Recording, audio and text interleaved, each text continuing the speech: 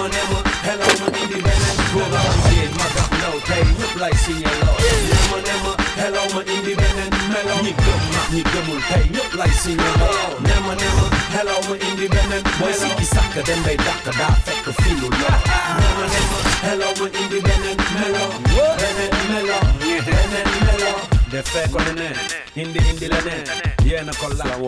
Salam alaikum, bonjour ou bonsoir. Bienvenue dans un autre numéro de Ben & Melo. Ben & Melo, comme vous l'avez vu lors de la dernière émission, nous étions focus dans les régions pour dire que Sénégal du Dakar, comme le dit le fameux groupe de Thiès, Sikki Sàkk. D'ailleurs, nous avions fait lors de la dernière émission l'étape de Thiès. Nous vous avions montré ce qui se faisait de bien au niveau de Thiès, ensuite Louga, ensuite Saint-Louis, puis Matam. Aujourd'hui, on va vers le centre du Sénégal. On va vous montrer ce qui se fait de bien en matière de culture urbaine à Kaolack,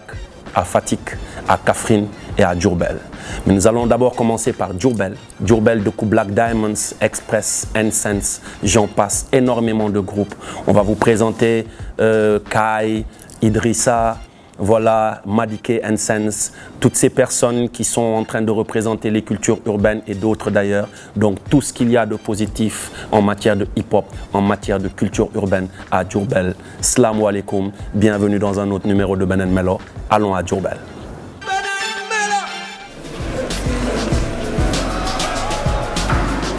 ci nekk am na loo mais boo réussir à créer bureau des cultures urbaines, tu sais qu'il y a un numéro fixe qui est là, tu sais qu'il y a une adresse mail qui est là, tu sais que tout est là. Donc tu te prépares à l'avance et ñoom ngay woo ñooñu ñoo lay régler autorisation, démarche, wax le lieu propice, etc. Parce que la communauté des cultures urbaines de cette ville a décidé que ne ñaar ñi wala kenn kii wala ñett ñi wala ñeent ñi doy nañu pour manager. deux aspects yi may gën a appuyer mooy sacrifice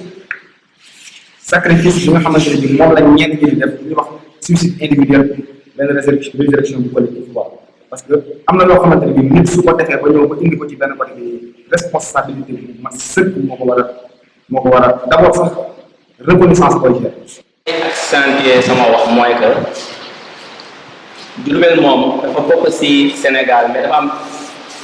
une histoire particulière dans le domaine des cultures urbaines du Sénégal parce que à chaque fois damay wax ne Diourbel bokk na ci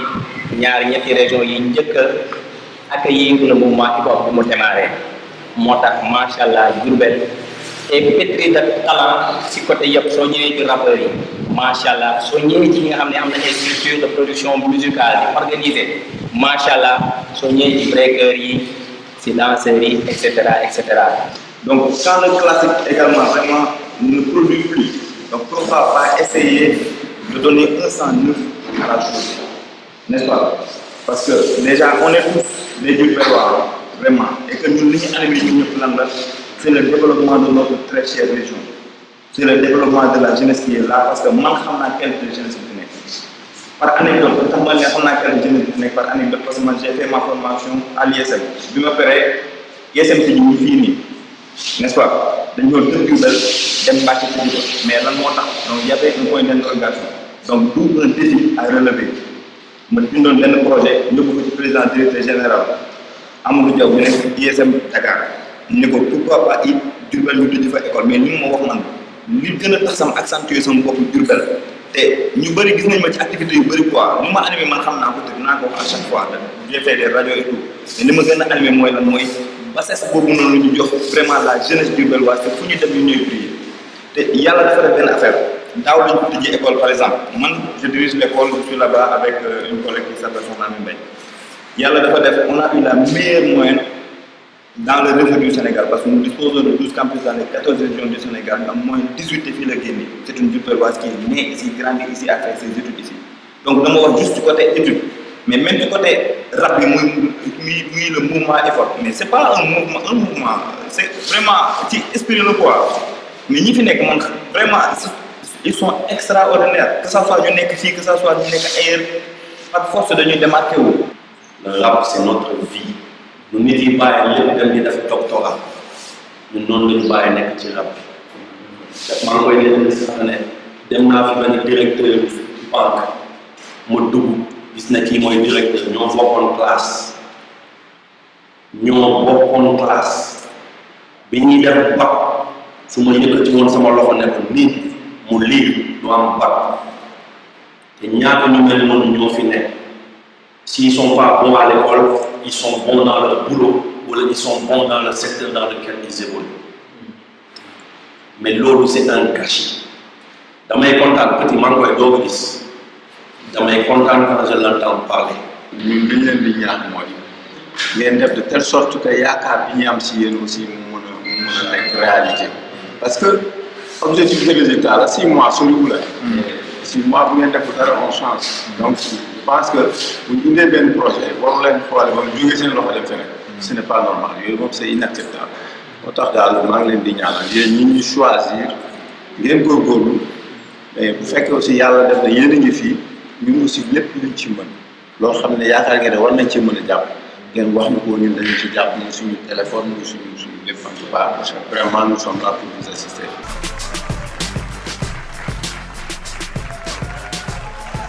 Le fait de créer les bureaux des cultures urbaines est une très bonne chose, surtout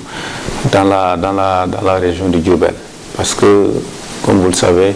l'Europe, en tout cas, les cultures urbaines sont très développées au Sénégal. Et Diourbel aussi, la région de Diourbel n'est pas en reste. Donc, il y a beaucoup vraiment de rappeurs, de danseurs, de breakers et autres. Donc, je pense qu'amener à créer ce bureau-là pour permettre quand même aux cultures urbaines d'atteindre une autre dimension. Je m'appelle Birahim Kaye, coordonnateur choisi du Maison de la Culture Urbaine de Diourbel. Je rends grâce d'abord à Dieu d'avoir été choisi à l'unanimité par mes pairs. Cette Maison des Cultures Urbaines est très importante. Ça va nous permettre d'avoir un lieu où nous allons nous retrouver, un lieu où nous allons vendre nos produits. Alhamdulillah nag tey ñuy fii ni centre culturel bu Diourbel doon élire bureau bi alhamdulillah ba gars yi choisir ma daal di bokk ci bureau bi te loolu franchement sama xol da see sedd bu baax a baax te parce que mbooloo bu bëri toog plus de 50 personnes ñu tànn ci 3 personnes yooyu noonu mu bokk ci damay wax alhamdulillah da parce que pourquoi alhamdulillah à travers li ma jot a def ci dëkk bi yenn organisation yi yenn conseil ñuy defat yooyu noonu xam naa loolu la gars yi gis am ci man confiance jox ma poste bi xam ne moom laa gérer nii loolu sant la di ñaan affaire bi gën a jëm ci kaw te ñaanuñu te waxuñu nag ñett ñi xam ne ñoo nekk ci bureau bi rek ñoom ñoo koy gérer war a déet ñeneen ñu nekk suñu ginnaaw ak keneen ku ci mënta jàpp rek ñu ñëw jàpp ci ndax parce que pourquoi mbooloo mooy doole lu mbooloo amul rek du dem affaire bi amul xajat seen nañu xàccandoo dóorandoo yootu lu ñu bëgg te incha allah suñ ko defee ndam li day ñëw te ndam li su ñëwee nekkut Simon la nekkut man la nekkut Kaay la nekkut Petit la Diourbel la te ndam Diourbel la te incha allah loolu la ñuy ñaan yàlla nañu ko yàlla may man nag franchement wax ji nag du gudd quoi foofu laa ko bëgg a yàmale ba incha allah li ñuy yóotu incha allah gëm naa ne dinañ ko jot ndax ñun ñett ñëpp ñoo bokk benn gis-gis te à chaque fois ñooy toog di waxtaan surtout yàgg nañoo toog di waxtaan ci genre affaire yu demee nii yàlla def na tey ñu bokk benn bureau kon gëm naa ne loolu dina jëm ci kaw quoi nañ ñaan yàlla affaire bi gën a jëm ci kaw quoi. asalaamaaleykum maa ngi tudd Idrissa Dieng sama fonction mooy man professeur la fii ci ISM bu Diourbel donc dama porté woon sama candidature pour vraiment intégrer en tout cas le bureau des cultures urbaines antenne bu Diourbel. Parce que déjà yàgg naa œuvrer en tout cas ci secteur d'activité boobu noonu pour au moins nit ñi gën a mën a xam en tout cas la qualité juvénile qui est là que ne vraiment la jeunesse en tout cas sénégalaise en général et la jeunesse en tout cas diourbelloise en particulier am nañ benn potentialité boo xam ni war na mën a yóbbu la région foo xam ni sax yaakaaruñu woon ni jeunes yi dañ ko fa mën a yóbbu. Comme vous l'avez vu, voilà ce qui se fait de bien à Diourbel. Diourbel, encore une fois, big up à tous ces gens qui se battent pour les cultures urbaines. Merci encore au directeur du centre culturel. Nous allons maintenant aller du côté de Kaffrine. Kaffrine, retrouver les Big Soldiers retrouver Kaf Mbed, retrouver toutes ces personnes qui s'activent autour des cultures urbaines. Monsieur le maire Willa nous a fait un accueil vraiment triomphal, majestueux, qu'on remercie au passage. Et on remercie aussi la directrice qui n'est plus là-bas, qui n'est plus au niveau de Diourbel, mais on remercie aussi la nouvelle directrice qui aide beaucoup les cultures urbaines, les acteurs du hip-hop, à savoir Yacine, qui est une amie d'ailleurs, big up à la sister Yacine, qui se bat là-bas pour la culture. Nous allons vous montrer aussi ce qui se fait de bien au niveau de Kaffrine. Kaffrine, salam alaikum.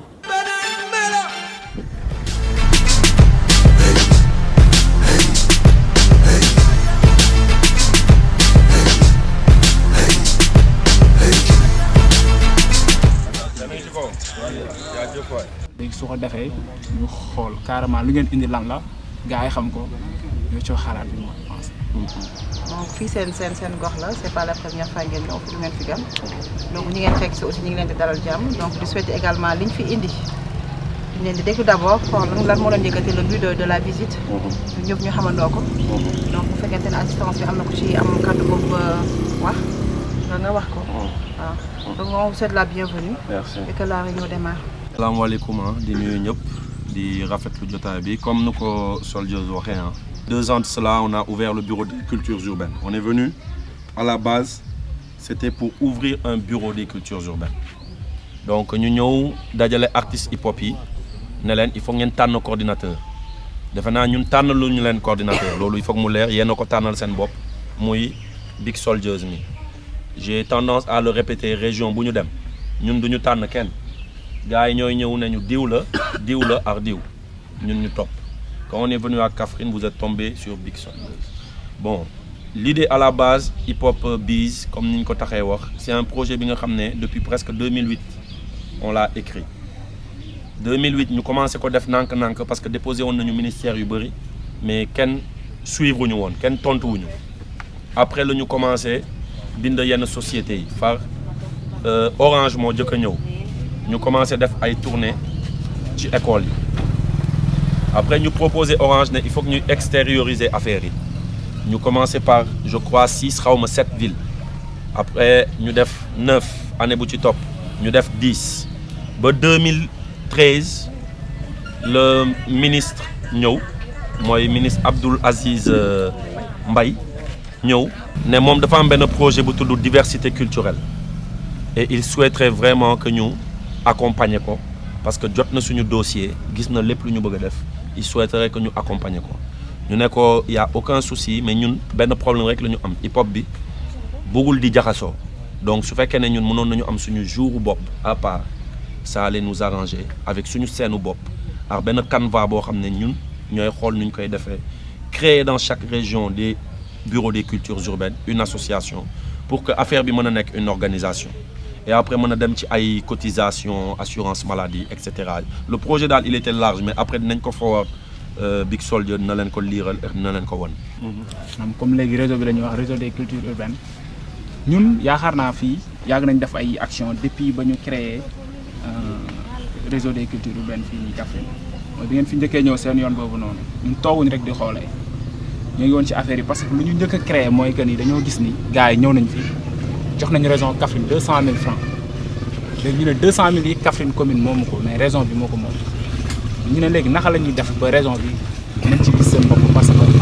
bëgguñ muy yem fii Kaffrine kese ngeen moo ngi fi Birkelane Nganda ak yeneen commune léegi ñu ne ñoo leen xalaat benn affaire ñu xalaat benn projet dox mbokk lañu njëkk a xalaat année boobu noonu def ko ak petit moyen yoo xam ne moom lañ am suñuy cotisation affaire yooyu noonu yàlla def mu jàll ñu def clôture bi fii Kaffrine waa Birkelane ñëw waa Koungheul gars yi noonu ñëw ñu def ko nga di concert bu mag. chaque année day am benn budget bu ñuy voter pour la culture mais gars yi ASC lañ koy jox te ASC lan lay signifier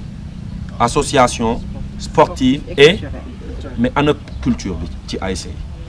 man gisuma ko. c'est négligé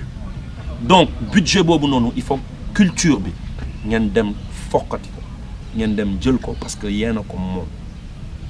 Quand on a rencontré le maire on lui a expliqué moom décidé na mairie def participation 1 million ci réseau des cultures urbaines de Ziguinchor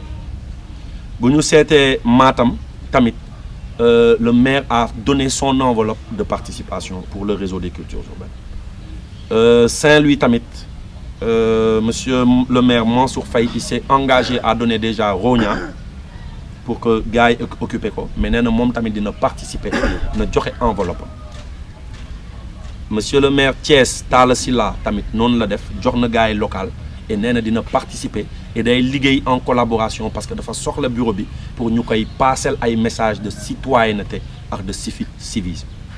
donc noonu la ñu bëgg a def tamit fii nii parce que hier j'ai eu monsieur le maire Wilane au téléphone nee na après rencontre bi ñu dem seeti ko et ça sera pareil exposé ko parce que ñun dañu nekk ci dëkk bi di rap depuis plus de 25 ans le hip hop existe au Sénégal 25 ans xam naa ne am na fii ñoo xam ne seen 25 ans matul donc 25 ans de hip hop 25 ans de hip hop boo xam ne on est toujours dans les mêmes détails. man jóge naa fii dem Dakar enregistré Jolof Live jóge Jolof Live jaar kaay fil studio Wakaam def fa ay featuring ak ay gars mais bi ma defee loolu bu ma toogoon Dakar ñu ngi may gis télé waa Kaffrine ñu ngi may gis télé comme ñëpp ñu ngi may dégg rajo comme ñëpp mais dafa am lu ma gëm moo tax ma tudd calvaire calvaire mooy souffrance bu métti am naa métier de maa ngi doog a jóge ci école yi ci àll bi doon peinture ay école mais dama sacrifier sama lépp ngir hip hop xam nga lu tax loolu dafa am ñu doon rap fii ay takk der xoxatal leen ñu bàyyi ma nekkoon seen booy mooy kër gi bu Kaffrine ak kër gi bu Kaolack kër gi bu Kaolack ak kër gi bu Kaffrine ay gaañ lañu woon dañ doon ñëw fii bi ñu bàyyee man ma jóg ay tama ak ay ngoyaan rek moom moo amoon fii même gars yi bu ñu jógoon Dakar pour organiser kenn du leen seetaan ñu sacrifié wu keroog maa ngi koy wax waa SL 100 degré ma ne leen collecté nañ Saalum loolu wax jooju noonu bu caaxaan de bilaa barki laa ilaha illallah dox nañ ko wax nañ ko jëf nañ ko li des mooy ñu organiser ñu indi nit ñi Saalum yëpp génn àll bi tout ñëw Kaffrine bu ñu demee bu ñu génnoon léegi def benn sortie ci àll bi ñu gis ne rap weesu na Kaffrine génn na Kaffrine li may wax ni barki laa ilaha illallah moo tax ma koy wax rap bi may def mën na bañ a neex bakka mais muy neex ay sëriñu diine convaincre naa man dama yokk ci rap man calvaire yokk naa ci rap parce que ay kilifa diine ak ay arab dama leen di déglu loo rap moo tax da ngay gis kenn ne tey calvaire du dóor ci concert bi track bi génnee ma ci mais du xam kiy jóge Dakar moom mooy ñëw ba sama kër toog ne ma gan ñëw naa fi benn boy laa dajal léegi nee na ma gan nangam yëgoo concert bi ñu moytuwul maa koy tëj. depuis ñoom calvaire commencé hip hop ba léegi nag mu ngi fi soog a am organisation boo xam ne dafay dajale l'ensemble des acteurs culturels kooku mu ngi fi soog a am te organisation bi mu taxawee amul luñ fi deful fu nekk dem nañ fa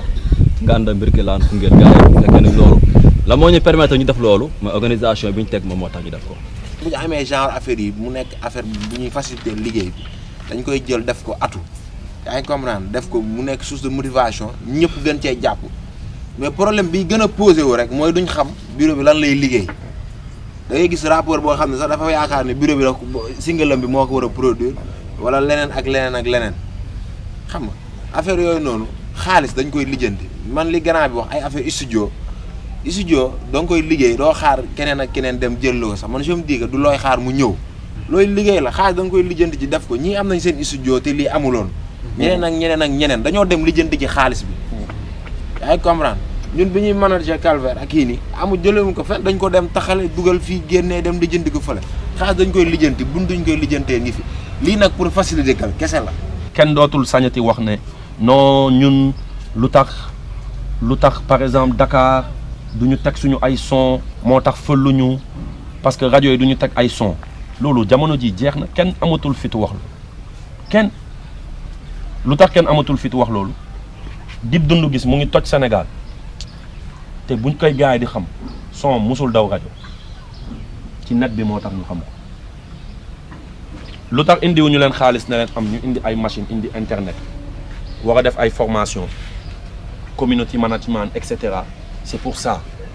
Elzo Jamdong France la nekkoon France di balancer internet bi noonu lañ ko xamee ñu bëri tey bu ñu leen xamee ba ci ñoom Hakim mi di ñëw ñoom maxu ci net bi moo tax ñu xam leen donc rajo dootul barrière boo defee lu nice lu carré nga xam noo koy dugalee ci net bi nga xam nu muy circuler da ngay àgg parce que on en a la preuve aujourd'hui beaucoup de rappeurs sont passés Canabasse amul album donc il faut que nit yi tamit di bàyyi yenn hypocrisie yi yenn ñu baal ma ci terme bi ñu bàyyi yenn tamit wax yu bëri lu nice boo ko defee dugal ko ci net nit yi di ko like di ko partager da ngay dem kenn du la téye amul ci ginnaaw kii laa bootu wala ci ginnaaw kii laa bootu non on en a les preuves mën nañu citer plus de 10 artistes tey yoo xam ne par net bi lañ leen xamee wuñu leen feneen donc il faut que nit yi tamit di bàyyi xel ci détails yooyu loo tax ma ne réseau bi buñ ko ñëwee tijji vraiment c'est pour ce but là essayer de créer un business essayer de parce que comme ni mu ko waxee ah dëkk bi bu ñu soxlaa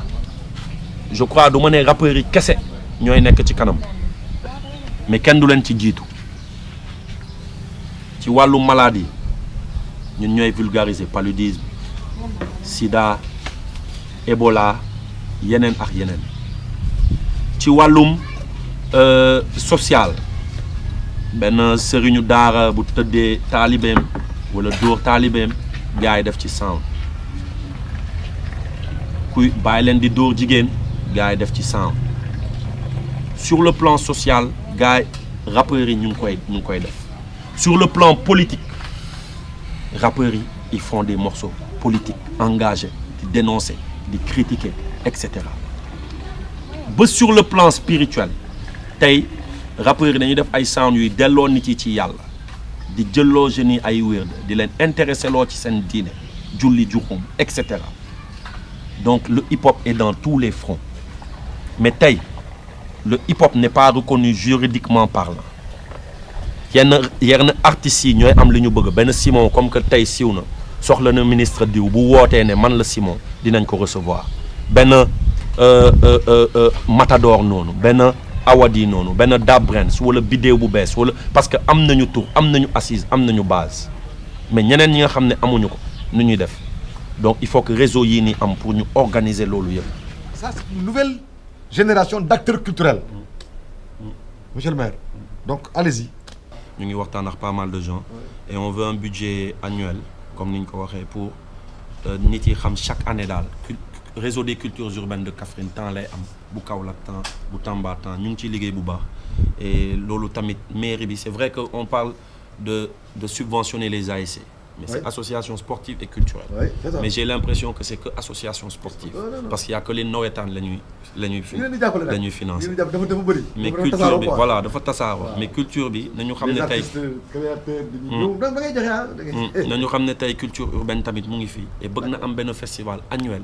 boo xam ne au moins nit yi dinañ ne ah Kaffrine de keroog li fa am léegi de 4 sur 4 on leur prête une 4x4 ak chauffeur léegi ngeen góorgóorlu seen carburant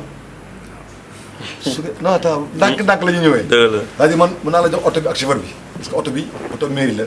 ku dul chauffeur mairie amul droit dawal ko sinon su amee choc wala nangam dañuy am problème je ne suis pas sûr que man dinaa mën a am carburant bi mais su fekkente ni da ngeen fekkee carburant bi day bëri. moo ko mën mais bu dee ay 50 litres la mën naa ko garanti léegi de retenez chaque fin du mois monsieur le maire je m'engage à leur donner 50 litres de gasoil personnellement man maa ngi jox 50 litres de gasoil retenez ko ah léegi un mois un week-end sur 4 su ngeen bëgg a def benn déplacement mu yóbbu leen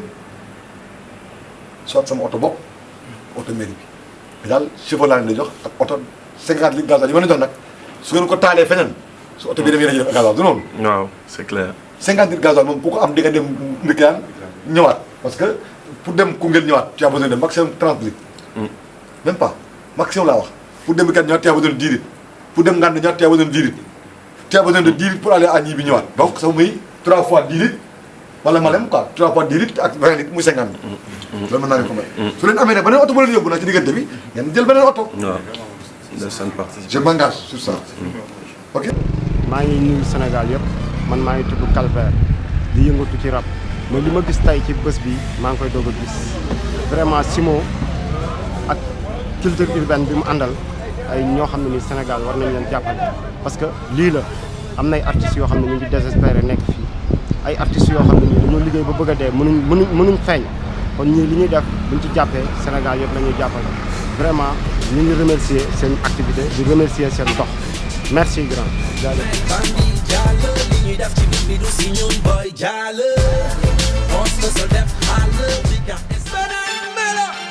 Après Kaffrine, direction Kaolack. Kaolack où la pluie vraiment a failli gâter les choses, sans parler des coupures d'électricité parce qu'il pleuvait énormément. On a eu une coupure d'électricité. Vous allez voir au niveau de la lumière, c'est pas top, mais c'est les cultures urbaines. On se bat, on fait avec les moyens du bord. La voiture est tombée en panne, mais anyway, ça fait partie du boulot. Mais on tenait quand même à vous montrer ce qui se fait à Kaolack. Kaolack,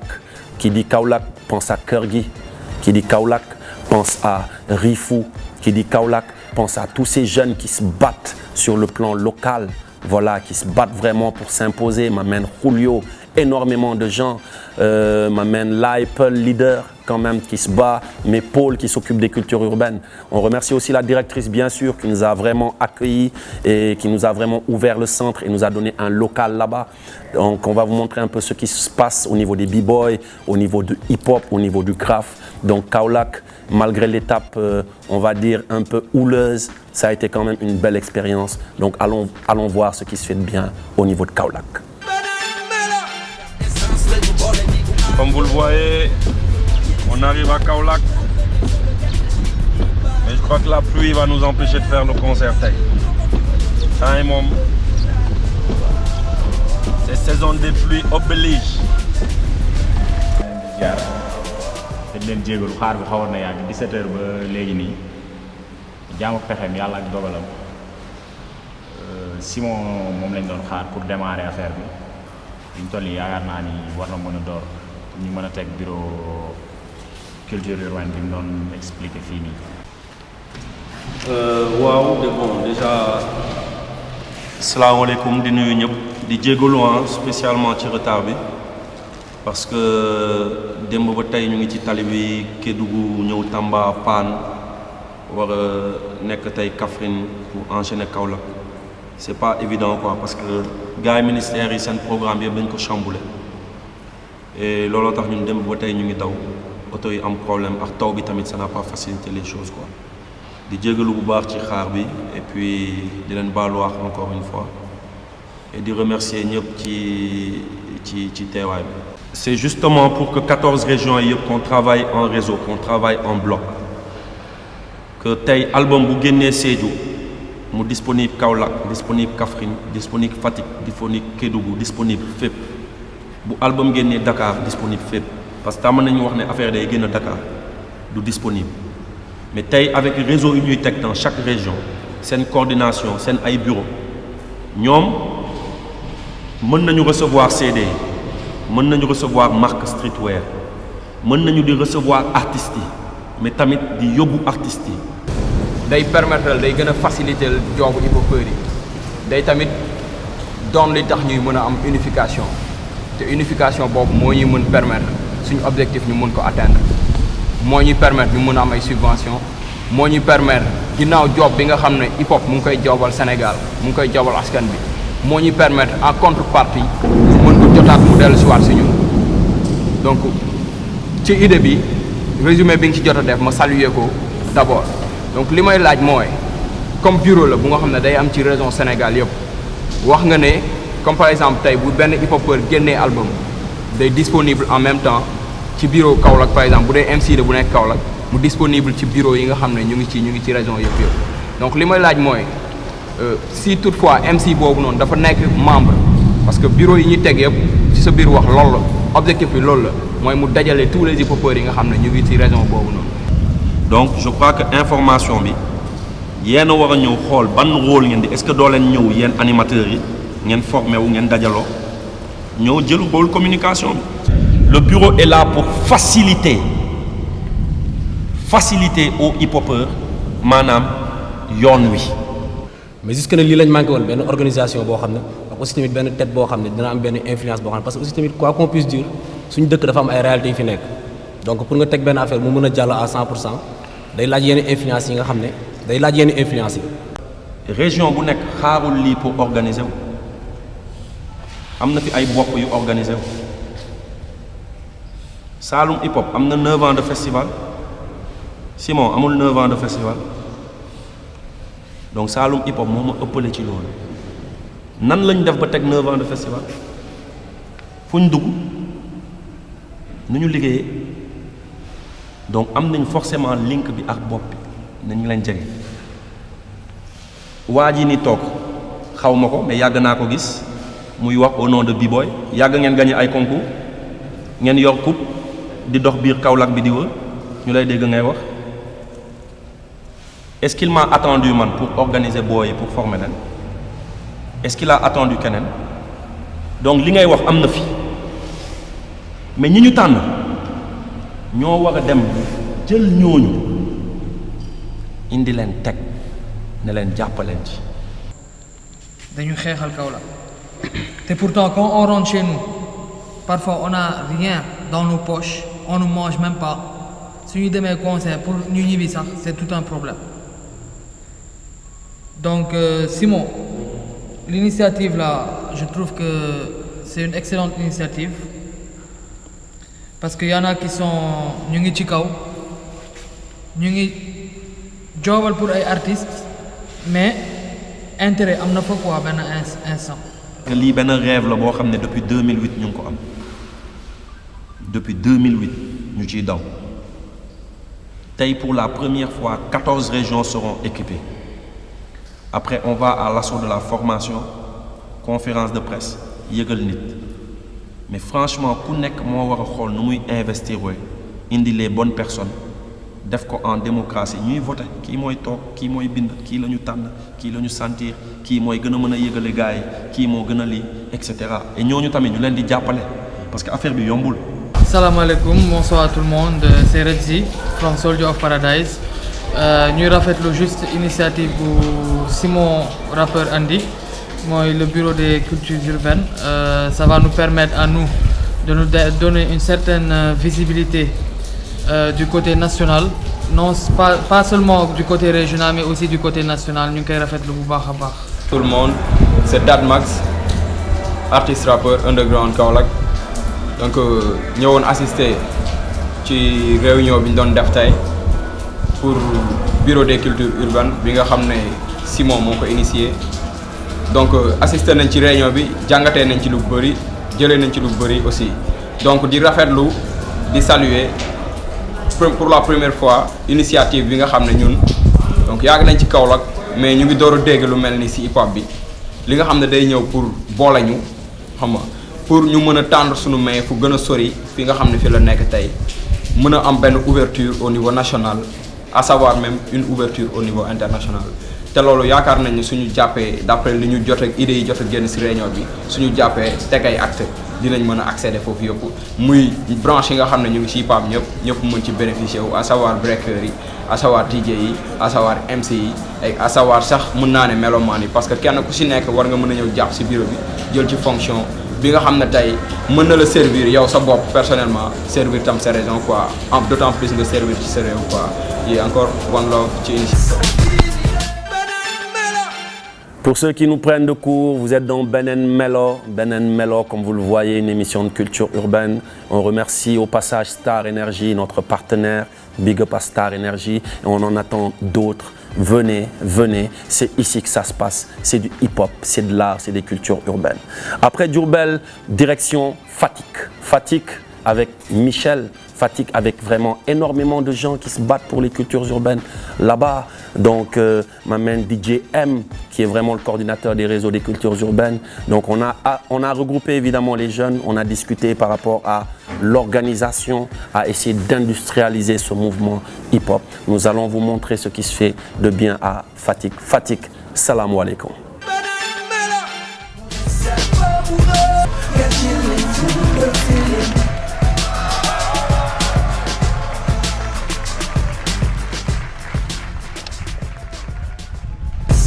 Asalaamaaleykum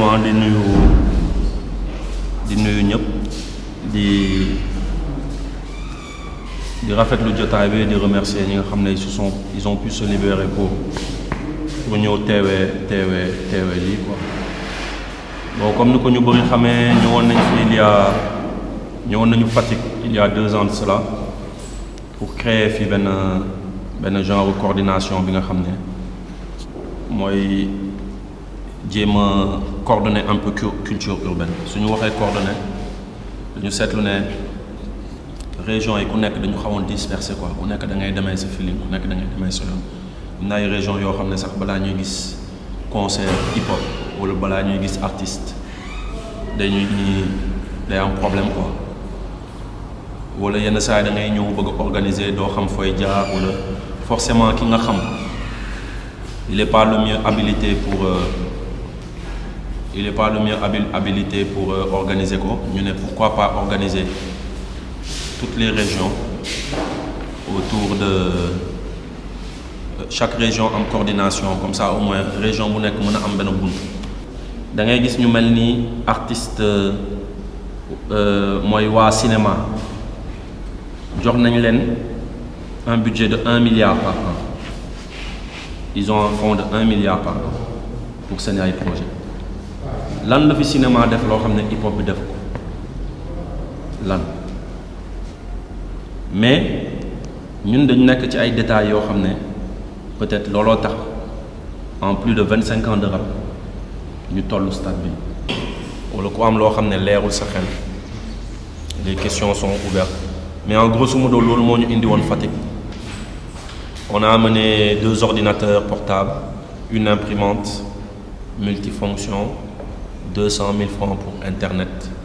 tu vois et on a l'accord du ministère de la jeunesse et du ministère de la culture pour jox ñu ay locales yi nga xam ne fa la ñuy abriter machine yooyu et am na yeneen yu war a ñëw. c'est bien ay ministère de la culture ministère de la jeunesse di ñëw vers les rappeurs kon ngeen xam ne musique bi léegi donc surtout les mouvements de rap ak l'avènement de mouvement yi jógee ci ay kaawu rap donc yéen war ngeen ci mën a nekk beneen force dans ce pays là à travers des projets et puis c'est des jeunes xam nga utiliser leen xel mi comme ni ngeen ko utiliser di bind utiliser na xel bi énergie yooyu noonu ñàkk gi oisiveté bi ngeen traduire ko en projet moo gën ñu koy traduire en clash ay rimes yoo xamante ne maa gën a yéeg kii maa gën a kii man je suis preneur nous sommes preneurs xam nga et on est prêt à accompagner si li ñu yàlla dénk tuuti en matière de conception des projets mun nañ ci appuyer ànd see gars yi parce que loolu luñ ko def après duñ perte Fatick la et puis c'est le Sénégal et puis c'est la culture noire qui se développe quoi man fa laa waxee gars yi raxasaat xol yi ñu bàyyi yenn considération yi xam nga fàtte jéggal ñenn ñi après jublu ci l'essentiel lii grand bi indi nii ngeen jéem ko fructifier jéem a fexe doxal quoi ñun nous sommes là derrière administrativement xam nga en matière d'entrepreneuriat appui conseil ñun dinañ nekk seen ginnaaw dinañ leen appuyer heure bu ngeen ñu solliciter. dafa mel ni tu es venu cultiver dans mon jardin. Parce que je pense que ñoom ci seen bopp ñi am na ñoo xam ne il y a juste 1 ou 2 semaines de cela on s'est retrouvé ici ci hall bi fii ñuy waxtaan ci affaire yi on a parlé de la nécessité d'une structuration il faut que ngeen am un groupe un bureau fonctionnel on a parlé de la nécessité d'une formalisation parce qu'il y a beaucoup de groupes et ça j'ai le même problème avec les autres troupes. Il y a beaucoup de troupes et de groupes qui n'ont même pas de récépissé. Amuñu benn reconnaissance juridique. Il n'y en a pas. Je pense qu'on les a sensibilisés sur ça. On a utilisé les radios. Bi ma ñëwee j'ai utilisé les radios pour lancer ce message-là. La nécessité pour les gens de se formaliser. Si vous n'êtes pas reconnu juridiquement, il vous est difficile de mener certaines activités sur le territoire national. Bon, beneen aspect bi c'est les bases de données. Moi j'avais déjà commencé à travailler avec les bases, avec certaines bases de données. Mais en réalité, c'était très difficile parce que les gens ne viennent pas au centre culturel. Ils viennent parce que le directeur est emmerdant, c'est lui qui leur dit mais pourquoi vous ne venez pas au centre? Parce que le centre culturel, moi je ne suis pas chargé de faire la culture à Fatick. C'est vous les acteurs qui devez faire la culture à Fatick. Je suis juste une structure d'accompagnement. yéen a ko war a donc centre culturel bi ëpp ma leen ci doole yéen a fi war a ñëw pourvu maintenant qu'on mette tout sur des règles. L'événementiel on en a discuté je leur ai dit qu'on est parti à Thiès on a fait le battle régional de Thiès xam nga li ñu déparé 5000 francs 5000 laa génnee sama poche jox ko booy bi mu dem ci machine am def ay affiche ñu affiche ko on a payé une imprimante en couleur ñu tiré ñu ko 5000 francs la ñu déparé Thiès pour faire le battle régional. Les gens ont senti que y a quelqu'un qui voulait faire quelque chose avec nous. Aussi, ils ont commencé à se mobiliser, de cotiser. de cotiser. C'est comme ça qu'on a réussi le battle. Ils sont à la 2e édition, ils vont faire la 2e édition bientôt. Mais j'ai dit que Fatick aussi war na mën a am loolu. Mais toog di croiser naan kenn jàppale wuñu defuñu dara alors gars yi dañ ñoo fàtte dugg na fi génn fi mais il faut que ngeen formaliser wu pour que ñu mën leen a reconnaître. Dans 6 mois nañ ñëwaat pour l'acter les résultats bu amee on continue bu ko amul ñu récupérer on donne à d'autres personnes ñu jël résultats yi wax naa leen ko sànq am na lu ma fàtte woon mooy il faut que ñu recenser dans la région de Fatick le nombre d'acteurs des cultures urbaines ñaata rappeurs ñaata graffeurs ñaata b-boy ñaata DJ ñaata animateur ñoo fi nekk waxuma Fatick kese de région de Fatick loolu mooy le rôle du bureau premier. Deuxième rôle wax naa ko mooy bureau bi saa yu album génnee fépp fu mu munti génn ci Sénégal nañ fexe ba 14 régions yëpp jot ci.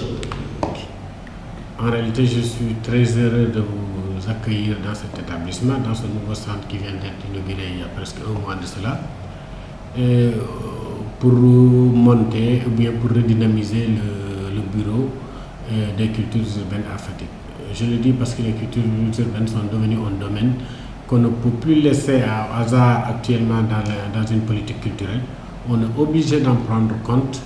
et de les intégrer au vu de la diversité de leurs activités d'abord, au vu de la complexité du domaine et puis au vu des résultats aussi si prestigieux que nous obtenons souvent avec eux.